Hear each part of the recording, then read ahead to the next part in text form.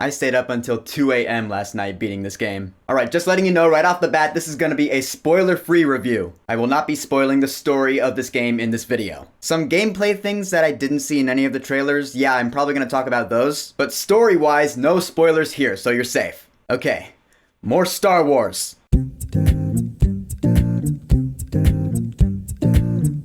Star Wars Jedi Survivor. So Star Wars Jedi Survivor is EA and Respawn Entertainment's sequel to Star Wars Jedi Fallen Order. It takes place 5 years after the events of said first game. So in Star Wars Jedi Survivor, Cal Kestis and the crew, you remember the crew, Cal and BD-1, Seer, Grease, Marin, they have actually all gone their separate ways, which I did not like at first. I was like, no, come on, man, I like this crew together. Because the first game ended where they're like, alright, what are we gonna do now, as a crew? And then this game starts off, Cal and BD-1, they're off on their own adventure by themselves. And I was like, where is everyone? But don't worry, we do eventually get to see the crew again. So that was a relief. The Empire is still maintaining its iron fist over the galaxy far, far away. And I guess I'll say the basic premise is Cal uncovers this ancient secret, which dates back a little ways. And so things come into light, bad things start happening, and here we go. Vaguely summing it up for you. And man, I will tell you, this game is emotional escalation from the first game in like so many great ways. The story in this game is amazing. I mean, I'll admit it did take some time to get going, because again, we start off without the crew. So for the first part of the game, I was like, alright, can we get to see the crew again? I know they're gonna be in this game. We saw the characters in the trailers. We saw Grease, we saw Seer, we saw Marin. So where are they? Can we get to see them again already? But then once we eventually do see them, the game picks up, and the pacing is smooth sailing from there on. Cal Kestis' story arc in this game is so just like next level. And Cameron Monaghan, who plays him, does such a great job acting wise because this is motion capture stuff. He does all the acting and you see that come through. The graphics and the details in the characters is amazing. See, this is what I'm talking about, Hogwarts Legacy. This is how you animate characters. So take notes. I also really love what you go through with Marin in this game, because we all knew in Fallen Order, I mean, I don't know about you, but I was like, I ship those two. If you're a Cal and Marin shipper, you will probably like this game, just saying. But also, Marin's a badass. She does some really cool shit in this game. And there is a new member of the crew. His name is Bode Acuna. And when I first learned that he's actually part of the crew, I was like, who are you? I don't know you. I don't trust you. Get out. This is an exclusive club. But you know, over the course of the game, you end up building rapport with him to the point where you're like, all right, you're cool. He has really good motives. You get where he's coming from. You're like, okay, you have a reason for joining this crew. You got something worth fighting for. That's great. Now, as for the main villains slash antagonists in this game, first of all, there are no Inquisitors. So for those of us who were hoping to see Reva from Obi-Wan Kenobi in this game, like me, I was, since this does take place around the same time. But yeah, she's not in this game, or at least I haven't seen her. And yeah, no Inquisitors, but we do have a couple of pretty alright villains. I'm not gonna talk too much about them because the trailers didn't reveal too much. So I'll say personality-wise, they were okay. But for the sake of lore and world building, they were really cool. A lot of the lore and backstory comes from the villains in this game. And it touches on a really interesting aspect of the Star Wars universe that at least I personally am not too familiar with. And I was curious about it, so I'm glad this game touched on it. Props to that. I know, I'm being really vague. I'm probably gonna do a spoiler talk for this game, so look forward to that. Cause I'm probably gonna wanna talk about the shit that goes down in this game. Cause holy shit.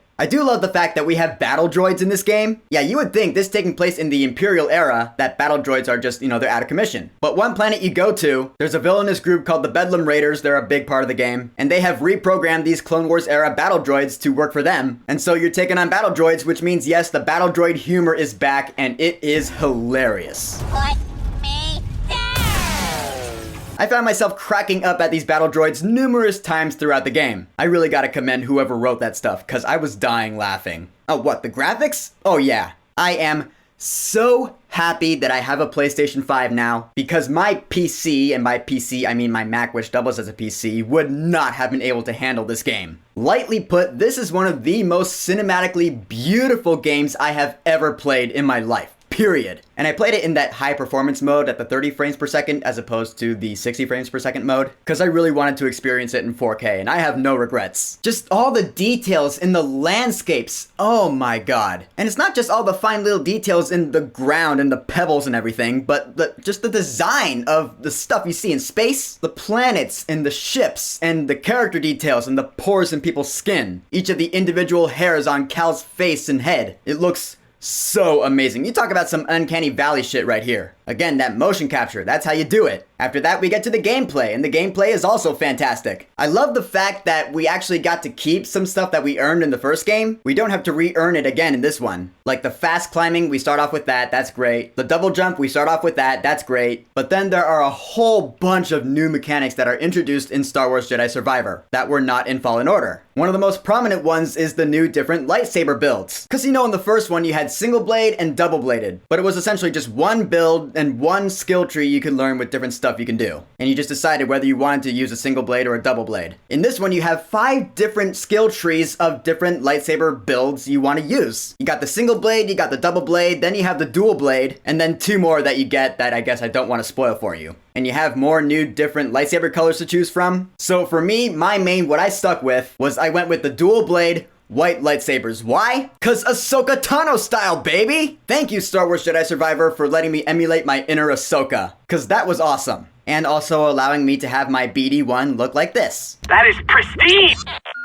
So yeah, that was my fit, and I got no regrets about it. The combat in this game, yeah, it gets tough like the first game did. We got all sorts of new enemies to deal with, from Magna Guards to those big old like security droids, not like the K units from the first game that we also saw, but we got like those big mega security droids, whatever the fuck those are. Those things suck. They kicked my ass a few times before I finally learned how to take them down, and God, I hate this about both of these games so far, is when you're exploring and you've made some progress since the last save point, you've gone some ways, and then you come across an enemy that kicks your ass and takes you down and you die, you have to respawn all the way from the last save point you saved at. And so all that progress you made goes down the drain and you have to do that whole part over again. What the fuck? I hate that. That sucks. Yeah, some bad guys kicking your ass, you end up using all your healing stims, you're like, oh God, no, I don't want to die. Oh, damn it. Now I have to do this obstacle course type place all over again. All my progress gone. Oh, fuck. Yeah, that's a bitch, isn't it? You know what I'm talking about. I wish you could just respawn from, just a little ways before that enemy, you know? Make the game flow better and keep the momentum going. Although I do appreciate that once you do get back there and you actually kill that enemy, you get all your life and XP back. That's good, I guess. That's useful. But yeah, the point is, this game's tough in terms of combat. But the new gameplay mechanics don't just stop at the combat. There's also new stuff in terms of exploration. The most prominent new exploration mechanic is you have a grappling hook now. You use it, you latch onto a ledge, you feel like Joker from Persona 5. That's what I thought of anyway. And so you're zipping all over the place, you're climbing on walls. Dude, I swear, half this game is climbing. I just noticed there's so much climbing on walls and climbing on overhead ceilings. A lot of that in this game where I was like, yeah, at least half this game is in fact climbing walls. I don't know if that's a good thing or a bad thing. I guess that's up to how you want to see it. But for me, it did kind of get tedious at a point. I was like, oh my God, so much climbing. There is a mid-air dash that you get some ways into the game. That's really cool and useful. Like after the double jump, you can do a little dash forward, which allows you to go further and reach farther places. I really love that. You end up using that a lot because it's very helpful. So A+ to all the new gameplay mechanics. Although there were quite a few times throughout the entire game where I was just stuck in an area, I had no idea like what to do or where to go. I had to kind of figure it out for myself. I was like, okay, how do I progress from here? You end up looking at the holo map, and I turned nav assist on because I had to. There's a little beacon on the holo map that kind of lets you know where to go, kind of. But from there, you kind of have to figure out which mechanic to use to progress. There were a couple of times throughout the game where I was like sitting there stumped, like for a solid 5 minutes, just looking around being like, I don't know. There's nothing here. But then eventually I would figure it out, I would solve the puzzle, and I would feel really smart. I'd be like, oh right, cool, I solved it. Now onward with the story. So if you find yourself stuck, don't worry, you will eventually figure out how to proceed. And there is fast travel in this game.